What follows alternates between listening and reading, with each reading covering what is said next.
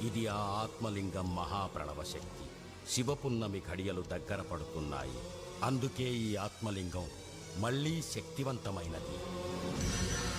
హిమాలయాలలో ఆ దేవాలయం దర్శనమిచ్చే సమయానికి ఈ ఆత్మలింగంతో సహా మనం అక్కడ ఉండాలి. హెలికాప్టర్ రెడీ చేయండి.